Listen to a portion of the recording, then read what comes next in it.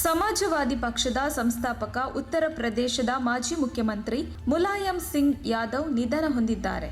ಹಲವು ತಿಂಗಳುಗಳಿಂದ ಅವರು ಅನಾರೋಗ್ಯದಿಂದ ಬಳಲುತ್ತಿದ್ದರು. ಅಕ್ಟೋಬರ್ 1ರಂದು ಅವರನ್ನು ಐಸಿಯುಗೆ ಸ್ಥಳಾಂತರಿಸಲಾಗಿತ್ತು. ಸೋಮವಾರ ಬೆಳಗ್ಗೆ ಮುಲಾಯಂ ಸಿಂಗ್ ಯಾದವ್ ಚಿಕಿತ್ಸೆ ಫಲಕಾರಿಯಾಗದೆ ಆಸ್ಪತ್ರೆಯಲ್ಲಿ ನಿಧನ ಹೊಂದಿದ್ದಾರೆ. ಅವರಿಗೆ 82 ವರ್ಷ ವಯಸ್ಸಾಗಿತ್ತು. 3 ಬಾರಿ ಮುಲಾಯಂ ಸಿಂಗ್ ಯಾದವ್ ಉತ್ತರ ಪ್ರದೇಶದ ಮುಖ್ಯಮಂತ್ರಿಯಾಗಿದ್ದರು.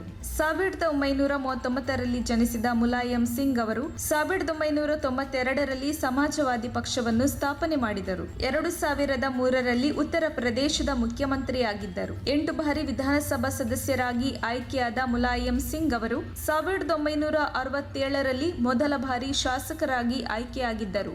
1996-98ರಲ್ಲಿ ಕೇಂದ್ರ ಸಚಿವರಾಗಿಯೂ ಸೇವೆ ಸಲ್ಲಿಸಿದ್ದಾರೆ.